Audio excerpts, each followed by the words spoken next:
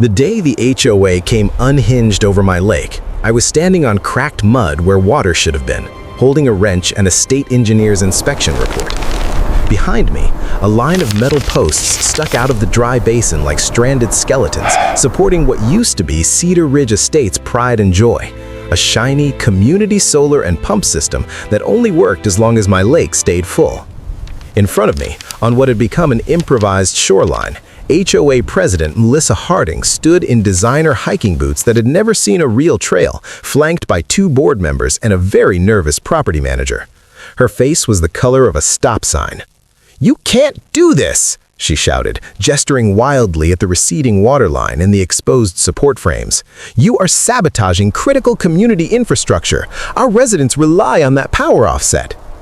I looked past her at the floating solar array, except it didn't float anymore. It sat tilted on the drying mud, panels streaked with dust, intake pipe hanging in the air 3 feet above what was left of the water. The cute little sign they'd installed last year still said Cedar Ridge Green Power Initiative, resident funded, even though it sat on my side of the property line. "My name's on the dam and on the deed," I said, keeping my voice level. "The state's requiring a full structural inspection. To do that, I have to drop the lake 12 feet. I gave you 3 months' notice.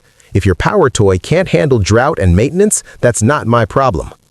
Melissa's jaw clenched.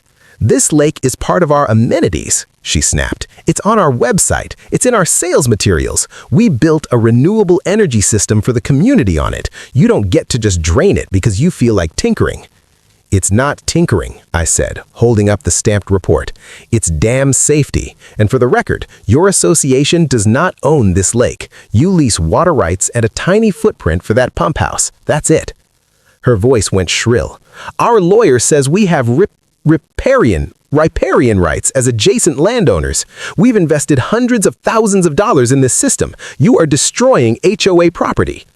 "Your lawyer might want to read the part where my grandfather reserved all surface and water rights when he sold the subdivision corner," I said. "You bought views, not a reservoir." Behind her, a few residents had gathered on the slope behind the houses, phones out, recording. You could see the confusion on their faces. Dried, cracked lakebed where they were used to seeing kayaks and ducks, expensive silver panels marooned in the mud, and one guy in work jeans and a faded ball cap standing between the 2 worlds like a referee who hadn't asked for the job. "My name is Ryan Cole. I'm 43 years old, and according to 17 consecutive pieces of legal paper in the county clerk's office, the owner of Lake Cole and the earth and dam that creates it. I'm also a civil engineer who spent the last 15 years designing water systems all over the state. When my father's health failed and he left me the ranch and the lake, I inherited more than just a pretty view. I inherited liability. The lake didn't start as a lake. My grandfather carved it out of a creek valley in the 1960s with a borrowed dozer and a lot of optimism. He dammed the creek, flooded 30 acres, stocked it with bass, and irrigated the hayfields from it. For 40 years, it was just Cole Ranch Pond, family fishing, cattle water, the occasional church picnic. Then the city grew. 10 years ago, a developer bought the North Pasture and carved Cedar Ridge Estates into a perfect arc of beige 2 stories hugging my North Shore. My dad was smart enough to keep the dam, the lake bed, and all the water rights. The developer wanted the view, not the maintenance or the liability. They signed a license agreement that let the HOA maintain a walking path and a small dock on my side in exchange for a fee and a promise not to interfere with dam operations. A few years later, they amended it to allow a single small pump for irrigating the HOA's front entry beds, metered, capped, revocable if the lake dropped too low. I was living in Houston then, flying in on weekends to help Dad patch the spillway or fix a washed-out culvert. I saw the orange survey flags go in along the shoreline. I saw the Instagram posts from Cedar Ridge residents bragging about lakefront living on our private lake. I rolled my eyes but let it go. The paper still said Cole. Then came the email about their green initiative. "Dear Mr. Cole," it began in that chipper, fake-friendly HOA tone, "Cedar Ridge Estates has been awarded a state renewable energy grant to build a small community solar and pump system on Lake Cole. This will reduce grid demand and provide backup power for our clubhouse and essential pumps. We'd like your partnership as the lake's neighbor in making our community more sustainable." They attached a rendering, sleek solar panels floating on a portion of the lake near the north shore, a little pump house on a small pad, and a nice note about minimal impact and mutual benefit. I said yes, conditionally. I let them bolt a few anchors into the lake bed and build a concrete pad the size of a pickup truck near the waterline, in return for a formal amendment to the license, a modest yearly fee, and a clause that said in plain language, "All installations are subordinate to dam safety and water management requirements. Lake owner retains absolute right to raise and lower water levels for maintenance, drought, or regulatory compliance." They signed it. I have their signatures. For 2 years, the system was mostly a photo op. The HOA newsletter bragged about their lake-based solar array. Residents posed for pictures with the panels glinting behind them, and the clubhouse shaved a couple of dollars a day off its power bill. Then the drought hit. Rain stopped, temperatures spiked. The state water board put half the county into stage 3 restrictions. My inflows dropped to a trickle. The old depth marks Dad had carved into a post on the dock stared back at me, 3 feet above the surface, then 4, then 5. At the same time, Cedar Ridge started using more water, not less. Their sprinklers hissed at dawn every day. Their lush green strips and flower beds glowed across the parched hills like a golf course in a desert. I walked the dam and saw the outlet flows and the intake from the HOA pump, doing math in my head, how much I needed to maintain minimum downstream releases, how much the HOA was pulling for cosmetic grass.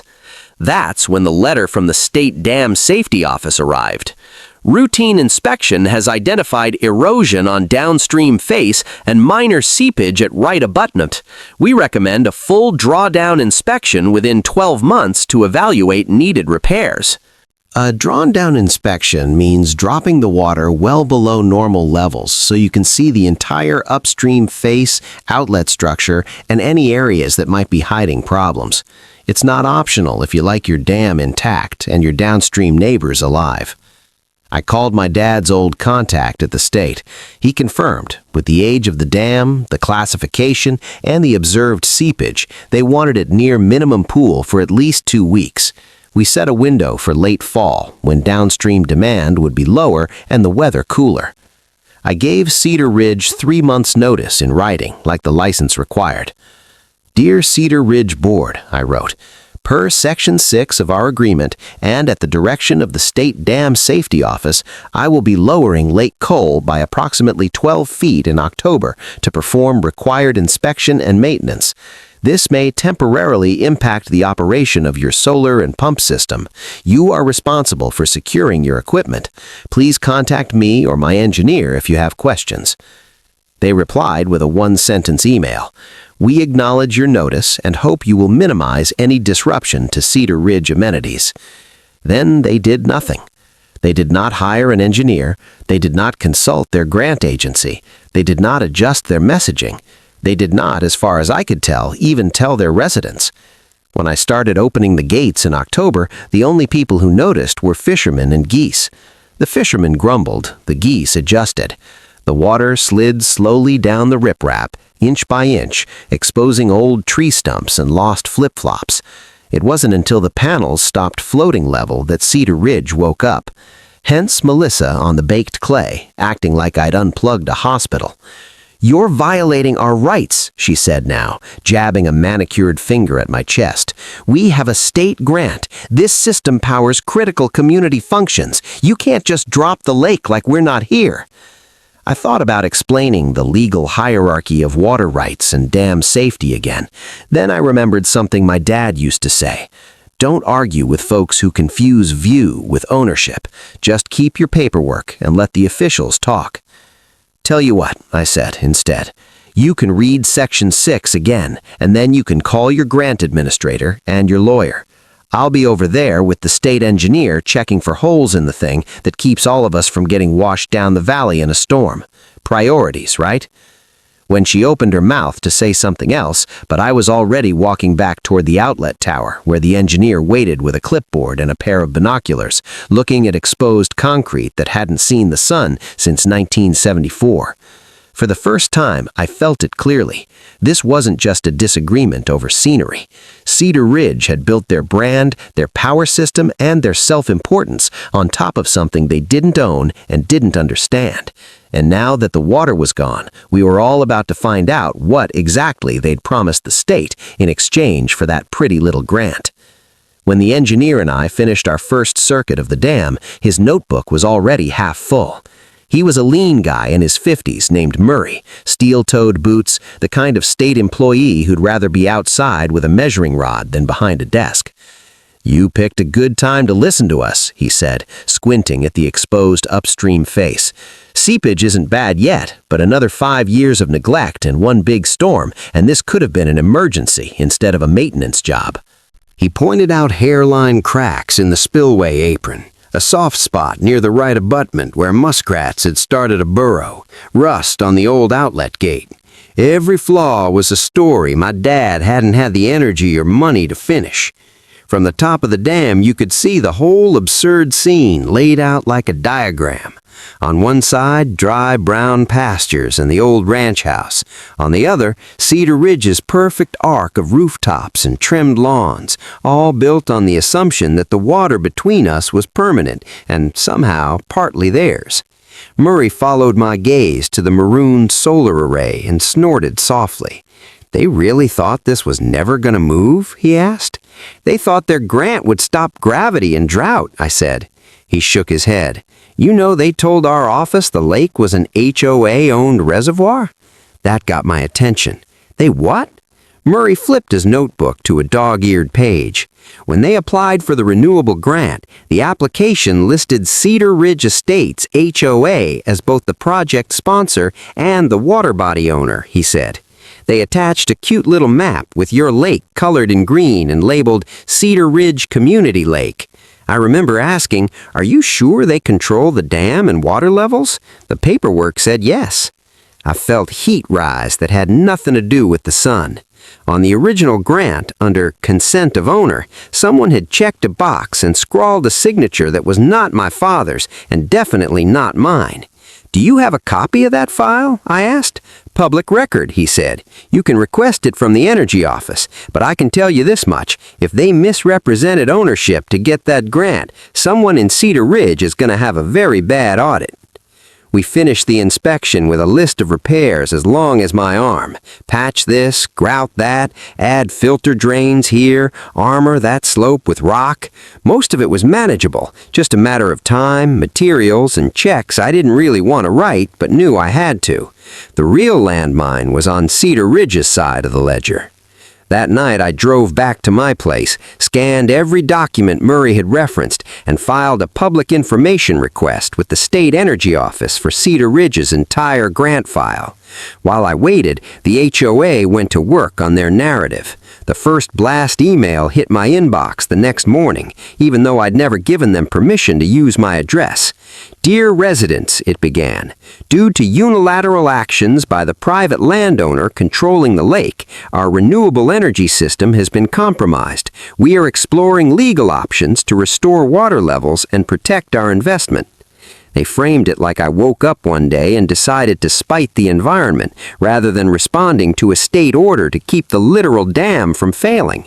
Neighbors I barely knew started giving me looks at the grocery store, torn between the HOA's spin and the simple fact that the lake had coal on every map since their kids were born.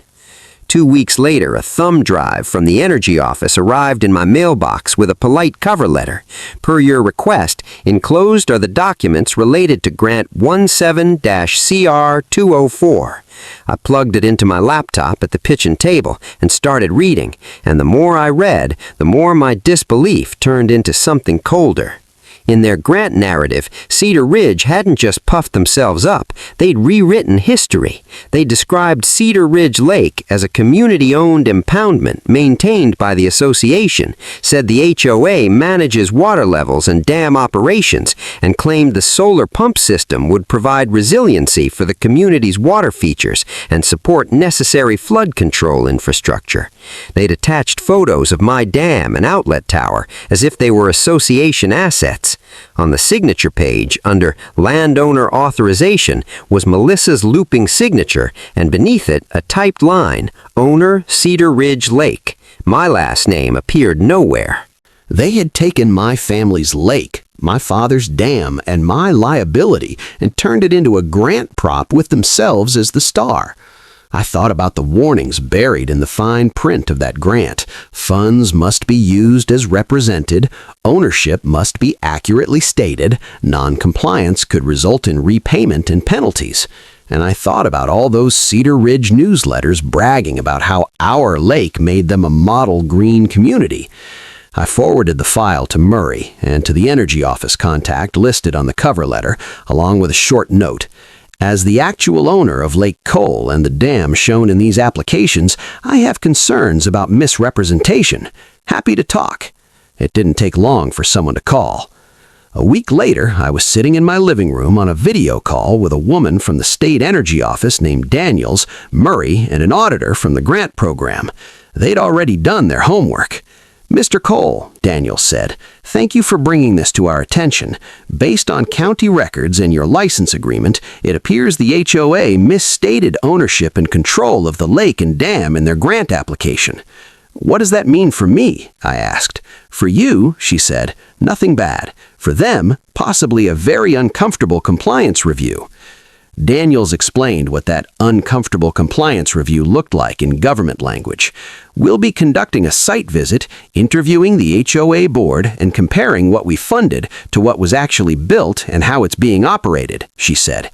If we determine there was material misrepresentation, the grant can be modified or revoked. Misused funds may have to be repaid. Do you need me there? I asked. Oh, yes, the auditor chimed in. Since you're the actual owner of the lake and dam, we'd like you present. We want to make sure everyone in that room is finally using the same map. 2 weeks later, 3 white state vehicles with magnetic logos pulled into the Cedar Ridge Clubhouse parking lot. Residents watched from their porches and windows, phones out again, but the vibe was different this time. When trucks with state plates show up and your HOA president looks like she hasn't slept, people start wondering what else is drying up besides the lake. We met in the clubhouse's multi-purpose room, me in a clean button-down and boots, Daniels and the auditor with laptops and thick binders, Murray in his field clothes, and the Cedar Ridge board at the long folding table. Melissa sat in the middle, pale and tight-lipped. Beside her were the treasurer, a guy named Ben who looked like he'd aged 10 years since I last saw him, and 2 other board members trying to look invisible. Thank you for coming, Daniels began, voice polite but all business. We're here to discuss Grant 17-CR204, awarded to Cedar Ridge Estates HOA for a community solar and pump installation on Lake Cole.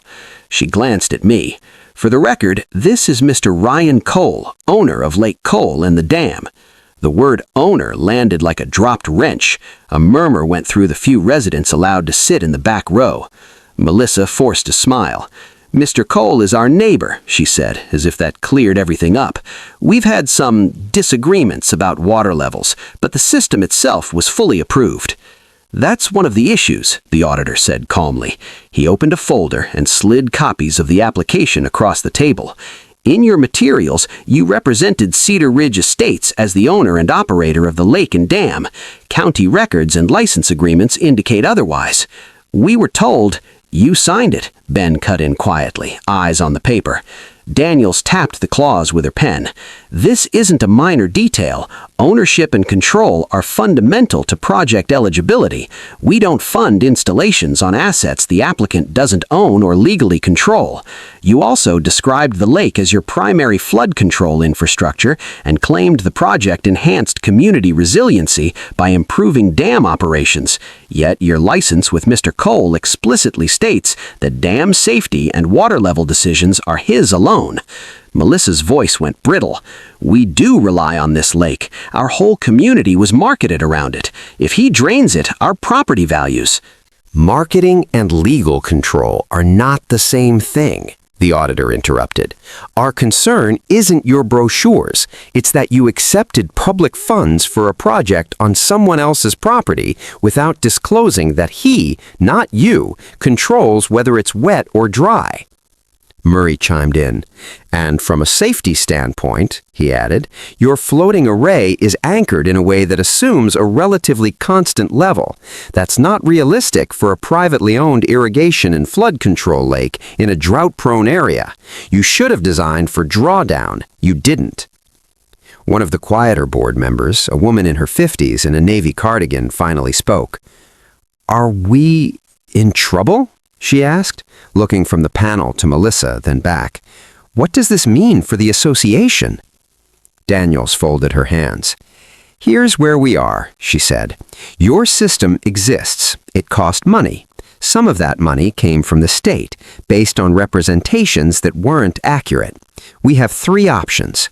1, we modify the grant, acknowledge the error, require you to correct the record, accept that your system's performance will be limited by Mr. Cole's legitimate operations, and impose stricter reporting and compliance conditions. 2, we revoke the grant, require repayment of funds, and refer the matter for potential enforcement if we believe there was intentional fraud. 3, some hybrid of those depending on how cooperative you are. The room went very still. Melissa opened her mouth, but Ben beat her to it. Were we supposed to get Mr. Cole's signature? He asked, looking sick, on this landowner authorization line? Yes, the auditor said. That's what that line is for. All I saw back then was great news, free money, Ben muttered. I trusted you, he said to Melissa. We all did. She bristled. We did what was best for the community, she said. If Ryan had been reasonable about the lake level.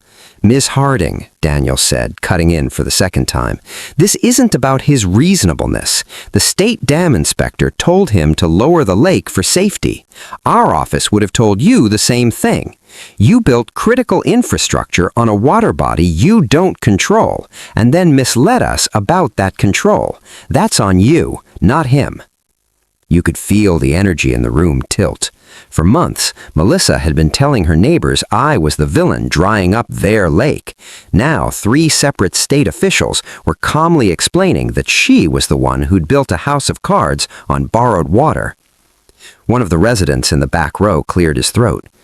So what happens to the lake and to us? All eyes turned to me. I hadn't planned a speech, but it seemed like the time to say what I'd been thinking since the first survey stake went in. Lake Cole is a ranch lake, I said. My grandfather dammed it. My dad maintained it. I inherited it along with the responsibility for that dam. I let Cedar Ridge use some shoreline and a little water because I figured sharing the view wasn't the worst thing. But over time, the HOA started acting like they owned the whole thing. They used it in ads. They stretched that little irrigation license. Then, apparently, they told the state it was theirs to get grant money. I nodded toward Daniels and Murray. The only reason the water level is low right now is because the state told me to check the dam, not because I woke up and decided to ruin anybody's sunset. When the work's done and the rains come back, the lake will fill again. It always has. But it's never going to be something your board controls with a vote or a marketing line. Silence, then a slow exhale from the Cardigan board member. So what do we do now? She asked the state officials. Short term, Daniel said, you secure your equipment. That floating array needs to be moored or relocated so it's not damaged further by fluctuating levels. Long term, you have two choices. Live with the reality that your system's performance depends on a neighbor's operations and adjust your expectations, or decommission it and pursue a solar installation on land you actually own. She let that sink in.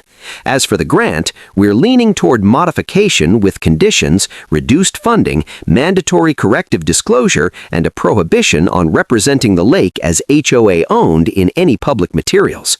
Final decision will come after our internal review.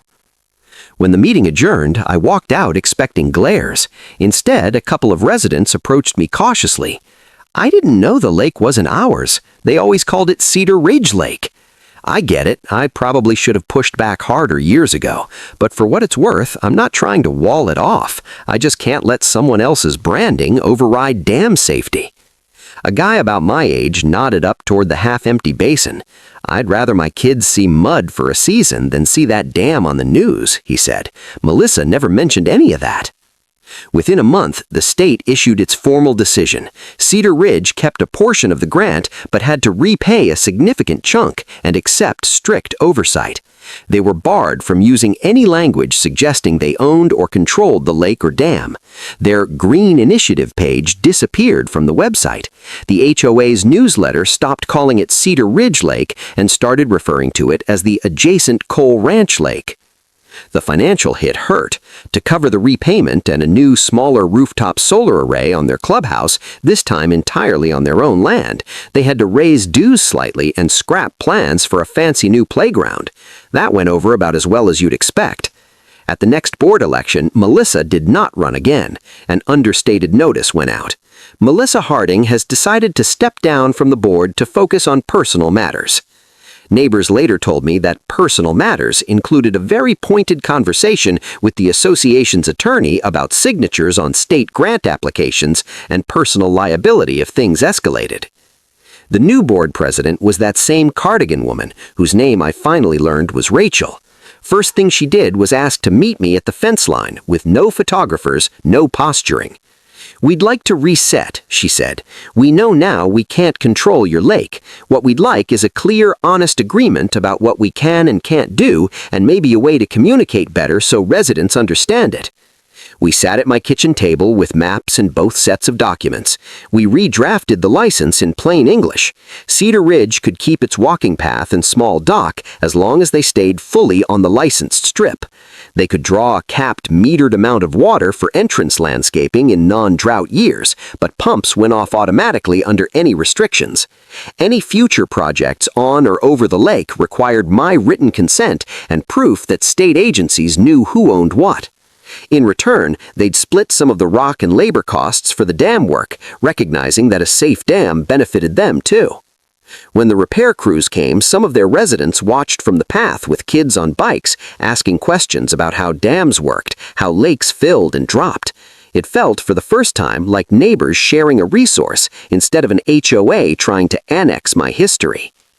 The winter rains returned in fits and starts. By spring, the bare banks softened, water climbing back up the rock. The maroon solar raft was gone. Cedar Ridge had hired a contractor to dismantle it and relocate usable panels to the clubhouse roof. Their flower beds were a little less extravagant that year, but their power bills didn't spike, and no one had to pretend the lake was a battery they owned. One evening, standing on the rebuilt slope of the dam, I watched the sunset stain the water orange. Kids' laughter drifted from the far shore. Someone had set up a bench on their side, careful to keep it on their own land, and a couple sat there, silhouettes against the light, just watching the same water my grandfather once watched from a tractor seat. My dad used to say, "Water draws people and trouble in equal parts. The trick is knowing where your line is and having the paper to back it up." I finally understood what he meant. Cedar Ridge could still enjoy the view, walk the path, tell their friends they lived by a lake, but when the water went down and the steel bones of their assumptions stuck out, it was the ink on my deeds and licenses and the willingness to actually use them that kept everything from cracking wide open.